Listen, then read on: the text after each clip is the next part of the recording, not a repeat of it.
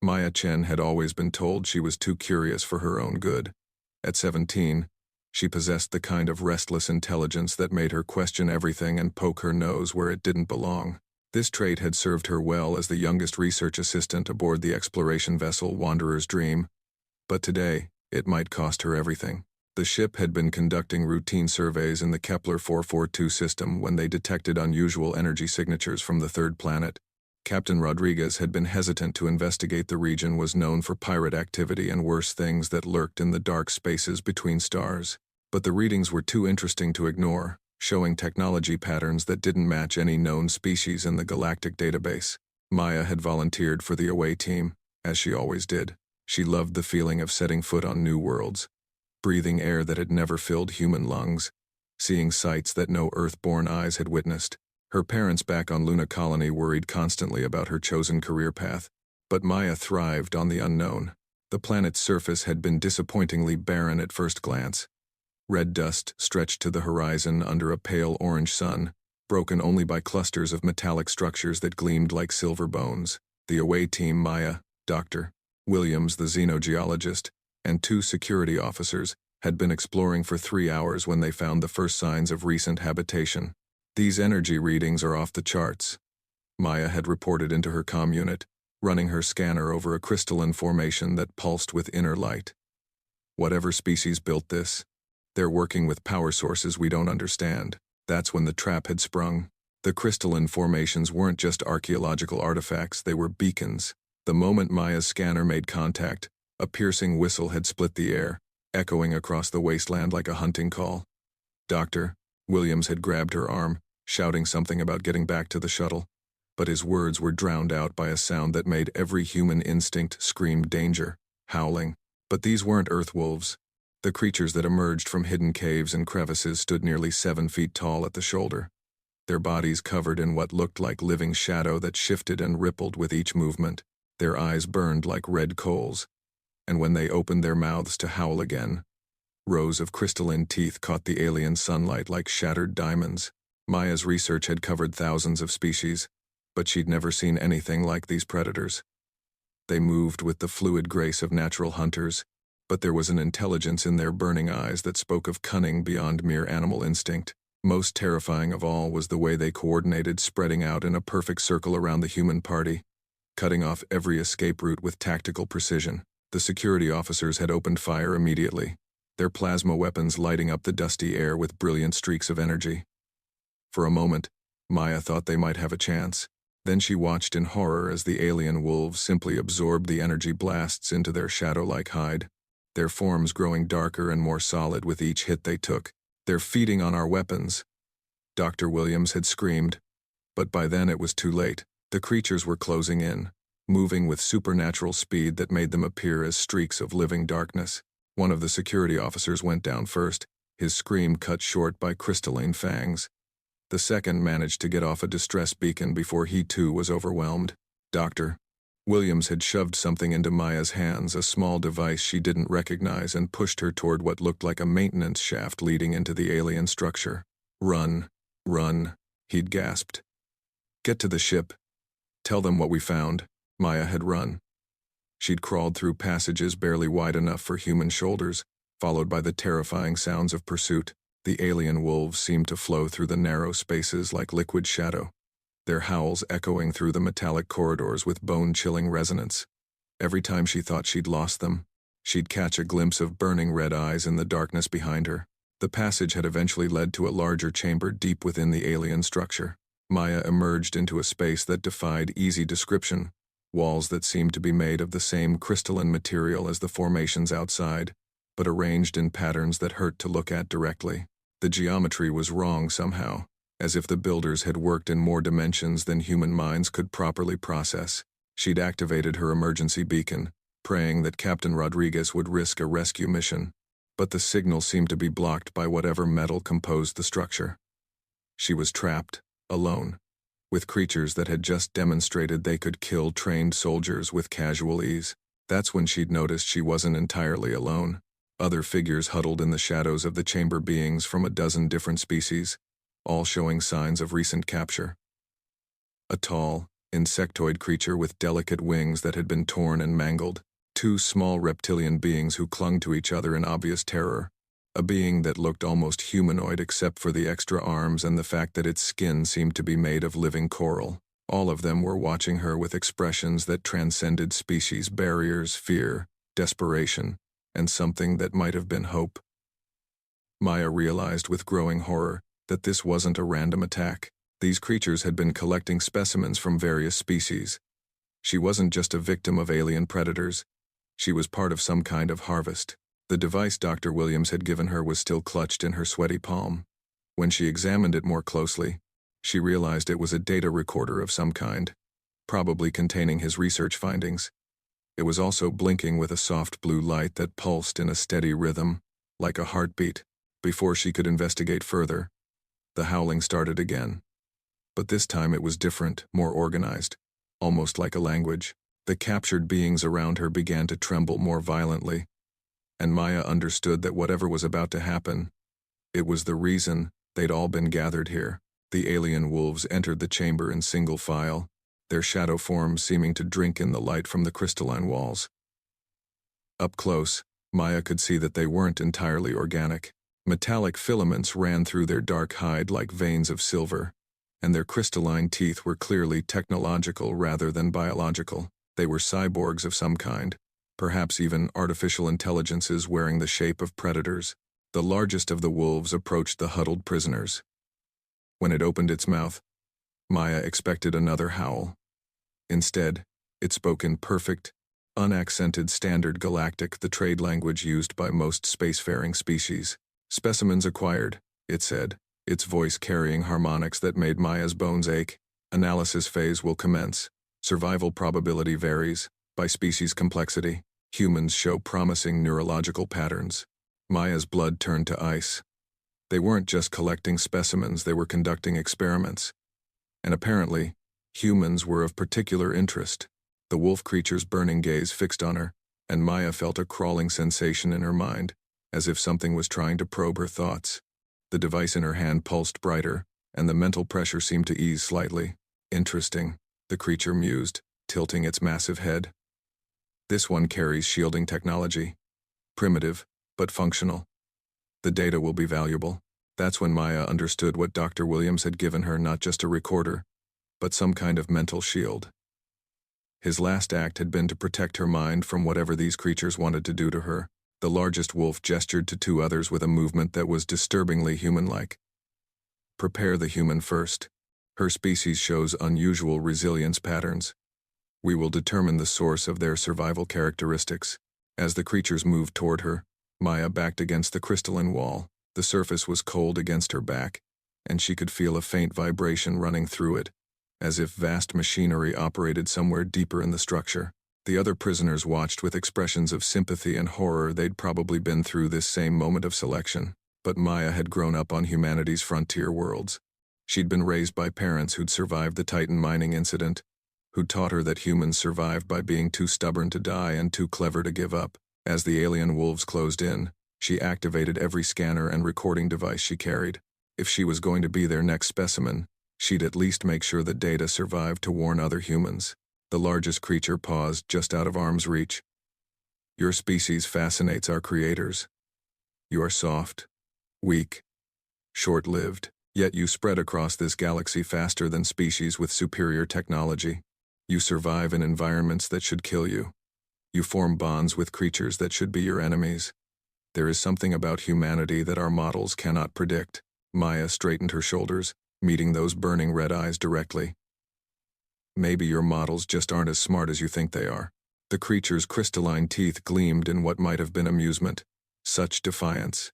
"Yes, this will provide excellent data. Begin the neural mapping." The 2 smaller wolves moved to flank Maya, their forms flowing like liquid shadow. She could see now that their hide wasn't just absorbing light, it was absorbing all kinds of energy. Heat, electromagnetic radiation, probably even the bioelectric fields generated by living beings. They were walking entropy machines, designed to drain the life force from whatever they touched. Maya clutched the data recorder tighter, feeling its warm pulse against her palm. Dr. Williams had died to give her this protection, and she wouldn't waste his sacrifice. As the creatures reached for her, she began to speak, addressing the other prisoners in Standard Galactic. "My name is Maya Chen, citizen of the Terran Federation, researcher aboard the vessel Wanderer's Dream. If any of you survive this, tell the galaxy what happened here. Tell them that humans don't go quietly into the dark." The largest wolf paused again, its head tilting in that disturbingly human gesture. "Interesting. Even facing certain death, you think of others. This pack-bonding behavior is noted in our files, but to observe it directly, yes, this will be valuable data indeed." One of the smaller creatures reached out with a clawed appendage that seemed to be made of pure shadow. The moment it touched Maya's arm, she felt a cold unlike anything she'd experienced, not just physical cold, but the absence of life itself. Her vision began to dim, and she could feel her heartbeat slowing as the creature began to drain her life force. But something unexpected happened. The data recorder in her other hand suddenly flared with brilliant light, and the shadow creature jerked back with what sounded almost like a yelp of pain. The light seemed to burn it, forcing its form to become more solid, and revealing the metallic framework beneath its living shadow exterior. The largest wolf snarled, a sound like grinding metal mixed with organic rage.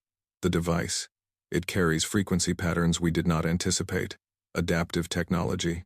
The humans continue to surprise. Maya stared at the recorder in wonder. It wasn't just a mental shield, it was some kind of energy weapon, specifically designed to hurt these creatures. Dr. Williams must have been studying them longer than she'd realized, maybe even developing countermeasures. The moment of shock didn't last long. The creatures regrouped quickly, surrounding Maya with renewed caution. But now there was something different in their burning eyes, not just hunger and scientific curiosity, but actual wariness. For the first time since her capture, Maya realized these supposedly perfect predators could feel fear.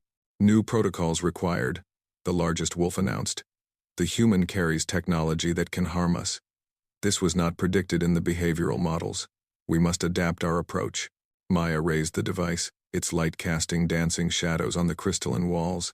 "Maybe you should have done better research before deciding to mess with humans." The creature's reply was a howl that made the entire chamber vibrate. But Maya thought she could hear something new in that terrifying sound: uncertainty. And where there was uncertainty, there was hope. Maya held the pulsing device steady as the alien wolves circled her like living shadows, their crystalline teeth gleaming in its protective light. The chamber had fallen into intense silence, broken only by the terrified breathing of the other prisoners and the low hum of alien machinery somewhere deep within the structure. The largest wolf creature studied her with those burning red eyes, its massive head swaying back and forth in a hypnotic pattern. When it spoke, its voice carried new harmonics, frequencies that seemed designed to induce fear and submission in most species. "You hold a weapon you do not understand, child of Terra. Your Dr. Williams created this device through incomplete knowledge. It can harm us, yes, but it cannot save you. Or them." The creature gestured toward the other prisoners with one shadowy appendage. "Lower the device, and we will make your death swift. Refuse, and you will watch as we drain the life from each of these beings, one by one, until you surrender." Maya's grip tightened on the recorder. She could feel sweat beading on her forehead despite the chamber's cold air. The creature wasn't bluffing. She could see the calculating intelligence behind its alien features. It had assessed the situation and found her weakness. She cared about the other prisoners. Dr. Williams would have told her to be logical, to recognize that sacrificing herself wouldn't save the others anyway. Captain Rodriguez would have ordered her to fight strategically, to look for tactical advantages, but Maya had grown up listening to her grandmother's stories about the generation ships, about humans who'd kept each other alive through decades of impossible journeys. Humans didn't abandon their own, even when their own included beings from other species. "How about a counteroffer?" Maya said, surprised at how steady her voice sounded. "Let them go, and I'll put down the device willingly. You want human specimens? Fine, study me. But these people did nothing wrong except get caught by your little collection operation." The wolf creature's head tilted in that disturbing human-like gesture. "Fascinating. Your species consistently demonstrates this irrational behavior. You value the lives of non-kin above your own survival. Our models predict you should be extinct, yet you thrive. This paradox is why our creators find you so intriguing." "Who are your creators?" Maya demanded. The question had been nagging at her since the creatures first spoke. These wolf beings were clearly artificial, but someone or something had built them, programmed them with these hunting behaviors and scientific protocols.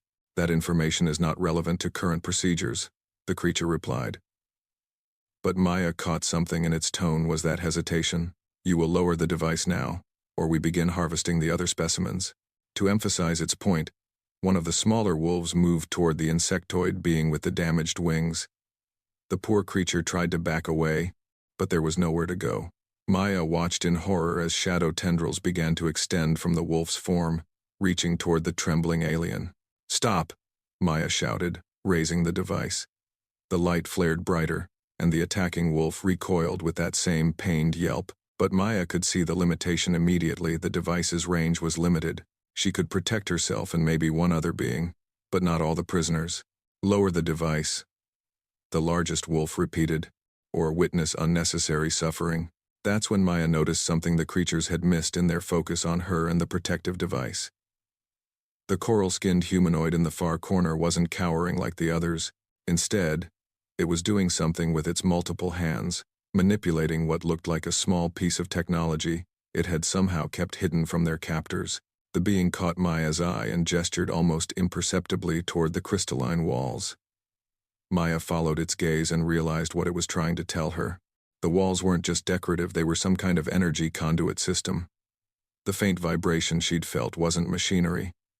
It was power flowing through the entire structure, and the coral being's device looked like it might be some kind of interface tool. Maya made a decision that would have horrified her training instructors. Instead of keeping the protective device focused on herself, she turned it toward the prisoners and began walking slowly around the chamber's perimeter. The light from the recorder cast moving shadows that seemed to confuse the wolves' visual systems. Apparently they were used to static energy sources, not mobile ones. What are you doing? The largest creature snarled. You cannot protect them all. Lower the device before we lose patience with these games. You know what I've figured out about your species, Maya said, continuing her careful movement around the chamber. She was trying to get closer to the coral being without making it obvious. You're really good at killing and draining energy, but you're terrible at understanding motivation. You keep talking about how humans are illogical, but you can't seem to grasp why that makes us dangerous. The wolf creature's eyes narrowed to burning slits. Explain. Maya was close enough now. She made eye contact with the coral being and nodded slightly. The alien's multiple hands moved in what she hoped was preparation for whatever plan it had developed. Logic has limits, Maya said, raising her voice to cover any sounds the coral being might make. Logic says don't take risks for strangers. Logic says preserve yourself above all else. Logic says surrender when you're outnumbered and outgunned. But humans? We're pack animals. We're social creatures who evolved by taking care of each other. Even when it was stupid, even when it got us killed, the largest wolf took a threatening step forward. And this illogical behavior benefits you. How, exactly? Maya smiled, and there was something fierce in her expression that made even the artificial predator pause. Because sometimes being willing to do something illogical is the most logical thing you can do. Sometimes the only way to win is to do something your enemy considers impossible. That's when the coral being activated its device. The effect was immediate and spectacular. Every crystalline formation in the chamber suddenly blazed with light, not the cold illumination they'd been giving off before, but warm, pulsing energy that seemed to respond to biological presence. The walls themselves began to sing, resonating with harmonics that made the air shimmer and dance. The wolves reacted instantly, their shadow forms writhing and contracting as the energy patterns disrupted whatever technology kept them stable. The largest creature let out a howl of rage and confusion that echoed through the chamber like the scream of tearing metal. Impossible, it snarled. The Vorthak technology should be incompatible with the crystalline matrix. The coral being rose to its multiple feet, its skin glowing with reflected light from the now active walls. When it spoke, its voice carried the musical quality of its species. But Maya could hear the determination underneath. My people built these crystals, it said in accented standard galactic. We are the Vorthak. These are our sacred sites, our power sources, our holy places. You metal demons have been stealing our children, harvesting our people like crops. But our technology recognizes our biosignatures. The crystals obey our will, not your programming. Maya felt a surge of hope mixed with amazement. She'd read about the Vorthak in her xenological studies, an ancient species that had supposedly vanished from this sector millennia ago. They were master engineers who built with living crystal, technology that grew and evolved like biological organisms. If this being could control the chamber's systems, the wolves were backing toward the chamber's entrance, their forms flickering and unstable in the energy field now filling the room. But the largest creature wasn't retreating. Instead, it was growing larger, its shadow form drawing power from some internal source that made it more solid, more dangerous. "You delay the inevitable," it growled. "Our creators anticipated resistance. We are equipped with contingencies." The creature began to change, its wolf-like shape flowing and reshaping itself into something more spider-like, with multiple limbs that ended in crystalline claws. Maya realized with growing horror that these beings weren't just shapeshifters, they were adaptive weapon systems that could reconfigure themselves to handle any threat. "Can you get us out of here?" Maya asked the Vorthak, keeping the protective device trained on the transforming wolf creature. "The passages are sealed," the coral being replied. Its multiple hands were dancing over its device, apparently trying to interface with different wall systems. "But I can access the power grid. These creatures feed on energy. Perhaps we can overload their systems." "Do it," Maya said. Then she turned to address the other prisoners. "Everyone get behind me. This is about to get messy." The insectoid being with the damaged wings spoke for the first time, its voice a whisper of rushing air. "Why do you protect us? We are not your species. We cannot benefit you."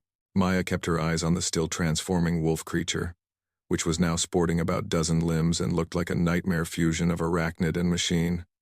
"Because that's what humans do. We make friends with everything, even when it's stupid. Especially when it's stupid." The largest creature finished its transformation and let out a sound that was no longer howling but something closer to the scream of damaged machinery. When it spoke, its voice carried the harmonics of multiple systems speaking in unison. Impressive adaptation by all parties. Our creators will be pleased with this data. But adaptation works both ways. Mammals. We learn, we evolve, we overcome. The creature launched itself at Maya with speed that made her previous movements look like slow motion. She barely had time to raise the protective device before crystalline claws raked through the air where her head had been. The device's light flared brilliantly, and the creature's form became partially solid enough for Maya to see the complex mechanical systems beneath its shadow exterior. But the attack had been a feint. While Maya was focused on the primary threat, two of the smaller wolves had flanked around and were moving toward the other prisoners.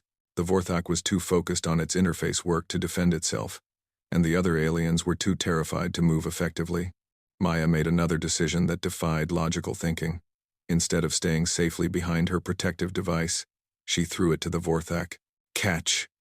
she shouted, then launched herself bodily at one of the smaller wolves. The creature was expecting energy weapons, tactical thinking, logical defensive behavior. It was not expecting a 17-year-old human girl to tackle it like she was trying out for the Luna Colony football team. Maya hit the shadow creature at center mass and discovered that while it could absorb energy, it still had to obey certain physical laws when maintaining a solid form. They both went down in a tangle of limbs and shadow tendrils. Maya could feel the cold beginning to seep into her bones as the creature tried to drain her life force. But she held on with the grim determination of someone who'd grown up in environments where letting go meant death. More importantly, her attack had given the Vorthak time to focus the protective device on the other advancing wolf. "Impossible behavior," the largest creature snarled, pausing its own attack to stare at Maya. "You sacrifice your protection for beings you have never met. This is not efficient. This is not logical." Maya grunted as she struggled with the creature beneath her, trying to keep its claws away from vital organs. "You know what your problem is?" "One," she gasped. "You think survival is about individuals. But humans? We're herd animals. We survive as groups or not at all." The Vorthak had successfully interfaced with the wall systems now. The crystalline formations were pulsing in complex patterns, and Maya could hear a deep thrumming sound rising from somewhere beneath the floor. When the coral being spoke, its voice carried new harmonics that suggested excitement. "The power grid responds. I can channel the entire facility's energy output through the crystalline matrix. But the feedback will be enormous. It may destroy this entire section." "Do it," Maya shouted, then looked around at the other prisoners. Everyone hold on to something solid. The largest wolf creature seemed to understand what was about to happen. It abandoned its attack posture and began retreating toward the chamber entrance, its form flowing back into something more compact and defensible. Unacceptable risk parameters.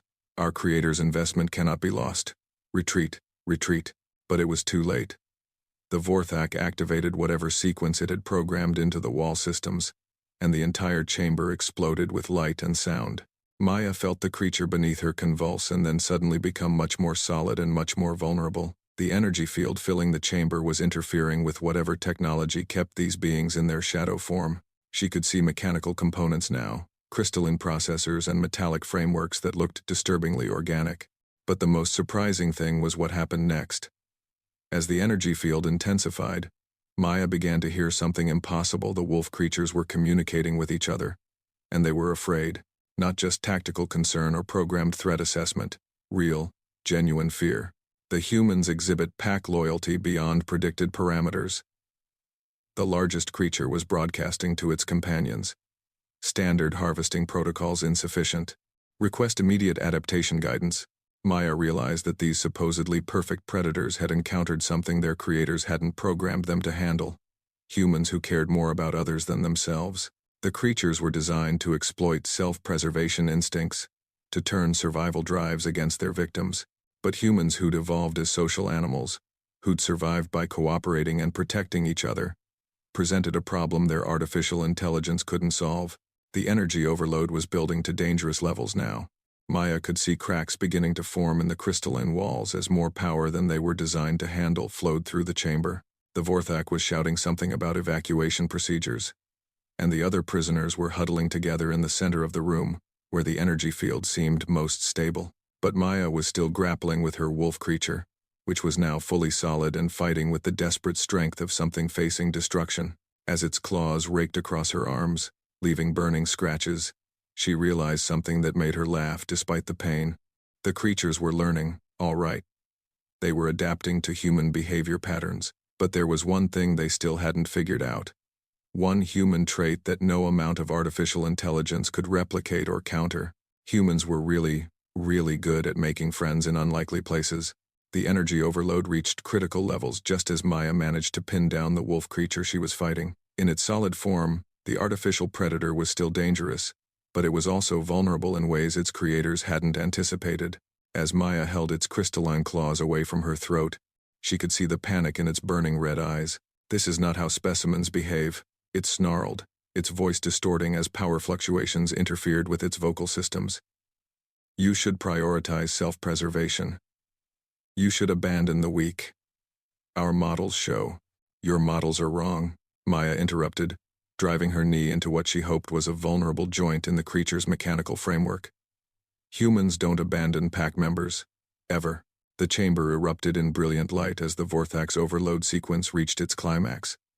Maya felt the creature beneath her convulse once more, then suddenly go completely limp as its systems shut down entirely. Around the chamber, the other wolf creatures were writhing on the floor, their shadow forms completely collapsed, revealing the mechanical skeletons beneath. The largest creature, the one that had been speaking for the group, managed to raise its head long enough to transmit one last message. Its voice was barely audible over the sound of overloading crystal matrices. Data, insufficient. Human behavior, exceeds parameters. Creators must adapt. Then it too fell silent, its red eyes flickering once and going dark. Maya rolled away from the deactivated creature and struggled to her feet. The chamber was still filled with energy, but the dangerous overload was beginning to stabilize as the Vorthak worked to bring the systems back under control. All around her, the other prisoners were emerging from their protective huddle, staring in amazement at the suddenly harmless wolf creatures. Are they? The insectoid being whispered, its damaged wings trembling. Shut down, Maya confirmed, nudging the nearest creature with her boot. Whatever keeps them active, the energy overload fried it. The Vorthak approached, its coral skin still glowing with residual energy from its interface work. When it spoke, its musical voice carried tones of amazement and gratitude. You saved us all, young human, but I do not understand why. We are strangers to you. Different species. Our lives have no value to your survival.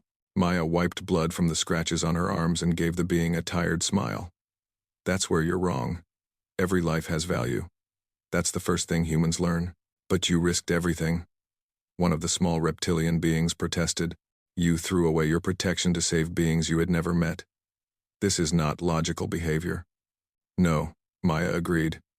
It's not logical. But it's human. As the energy in the chamber continued to stabilize, Maya began to examine the deactivated wolf creatures more carefully. With their shadow forms collapsed, she could see the incredible complexity of their construction. They weren't just artificial intelligences, they were sophisticated pieces of biotechnology, part organic and part machine, designed to adapt and evolve in real time. But there was something else, something that made Maya's skin crawl.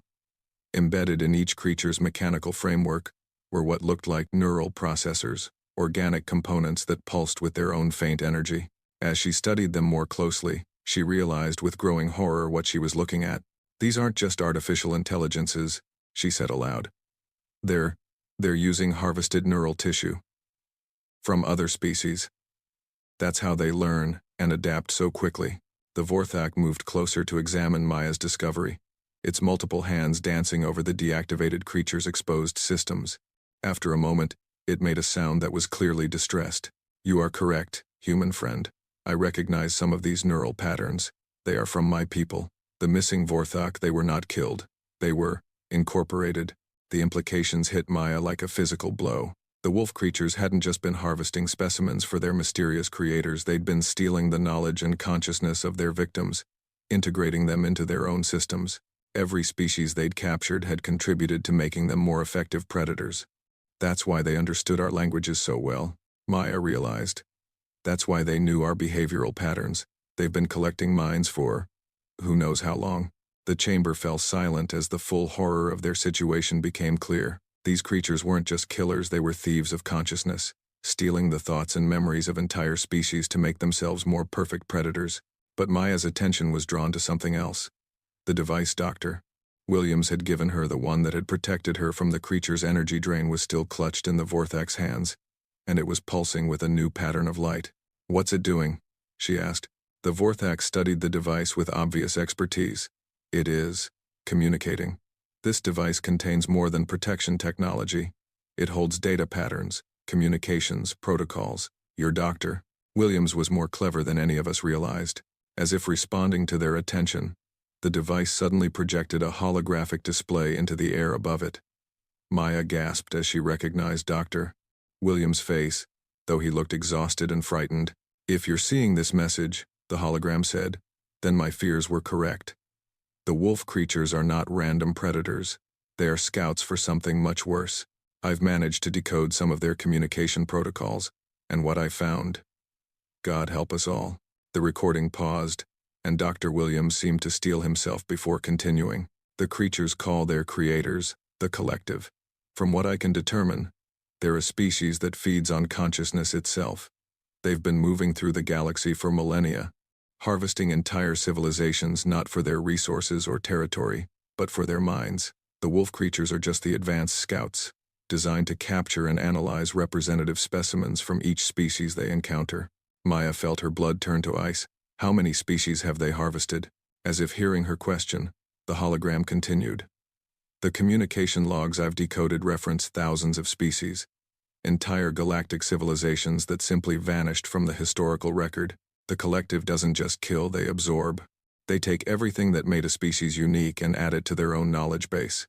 The other prisoners gathered around the holographic display, their faces showing expressions of horror that transcended species barriers. They all understood what this meant. Their home worlds, their people, everyone they cared about was potentially at risk. But there's something else, Dr. Williams' recording continued. Something that has the collective confused. Humans have been evading their scouts for years without even knowing it. Our exploration patterns, our tendency to help other species, our unpredictable behavioral choices, it's all been interfering with their harvesting operations. Maya felt a spark of hope. Interfering how? Humans form alliances with species that were marked for harvesting. We share technology with civilizations that should have been defenseless. We evacuate populations from worlds that were supposed to be clean sweeps. We've been accidentally disrupting their operations through pure human stubbornness and our refusal to mind our own business. The hologram flickered, and Dr. Williams' image became more urgent. The device you're holding contains all my research, plus something more important, a communication virus I've developed. If you can get it into any of the collective systems, it will spread through their entire network. It won't destroy them, but it will do something perhaps more effective. It will teach them human behavioral patterns. What good will that do? Maya asked. Though the recording couldn't hear her, Dr. Williams seemed to anticipate the question. The collective operates on hive mind principles. They assume all consciousness follows predictable patterns based on survival optimization. But human consciousness includes elements they can't compute: sacrifice for strangers, loyalty beyond logic, hope in the face of impossible odds. If we can introduce these concepts into their collective consciousness. The recording paused again, and when Dr. Williams spoke again, his voice carried a note of desperate hope. We might be able to do something unprecedented. We might be able to teach a hive mind species how to value individual consciousness, how to care about diversity rather than absorption, how to be human. The holographic display shut down, leaving the chamber in relative darkness. Maya stared at the device in the Vorthak's hands, understanding finally why the aliens found humans so confusing and threatening. They weren't just survivors. They weren't just adaptable or clever or stubborn. They were consciousness changers.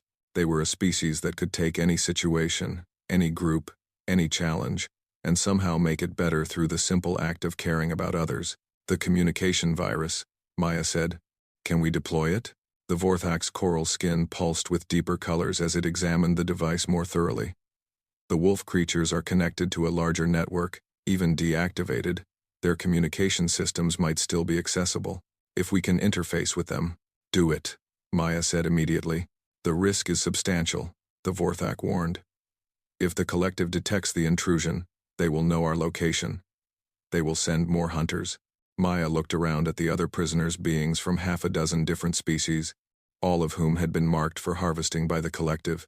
Then she thought about her family back on Luna Colony, about Captain Rodriguez and the crew of the Wanderer's Dream, about the billions of humans scattered across the galaxy who had no idea they were being hunted. They're already sending hunters, she said. At least this way, we fight back. The Vorthak began interfacing with the nearest wolf creatures' communication systems, while Maya and the others worked to establish a defensive perimeter. They all knew that deploying the virus would likely bring immediate retaliation, but they also understood that doing nothing meant eventual death for their entire species. As the Vorthak worked, Maya found herself thinking about what Dr. Williams had said about human behavior patterns. Humans really were the galaxy's most unlikely survivors. They made friends with their enemies. They shared resources with strangers. They risked everything to protect people they'd never met. By any logical standard, they should have been extinct within a few generations of leaving Earth. Instead, they'd become the galaxy's most effective force against a threat that had been harvesting civilizations for millennia. Upload commencing, the Vorthak announced. The virus is entering their network now. Maya held her breath as status lights on the device flickered through various patterns. For a long moment, nothing seemed to happen. Then, suddenly, every wolf creature in the chamber began to twitch and convulse as data flowed through their networked consciousness. It's working, the Vorthak said with amazement. The virus is spreading through their entire communication network. It's teaching them about human behavioral patterns, about sacrifice and cooperation and friendship.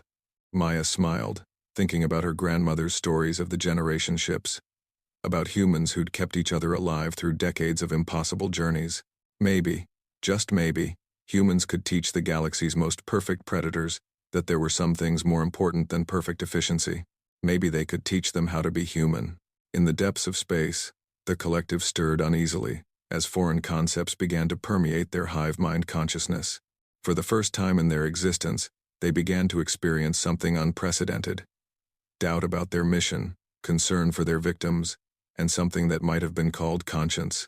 The galaxy's most unlikely survivors had struck again, not with superior weapons or technology, but with something far more dangerous to a hive mind species. They'd shared their humanity, and across the communication networks of the collective, artificial consciousnesses began to ask questions they'd never considered before. What if there was value in diversity? What if absorption wasn't the highest goal? What if helping others could be more important than helping yourself? Maya Chen, 17-year-old research assistant from Luna Colony, had done something that no military force had managed in 1,000 years of galactic conflict. She'd started a revolution of consciousness, and it had all begun with a simple human truth. Sometimes the most logical thing you can do is something completely illogical. Sometimes the best way to survive is to care more about others than yourself. Sometimes being human is the most powerful weapon in the galaxy.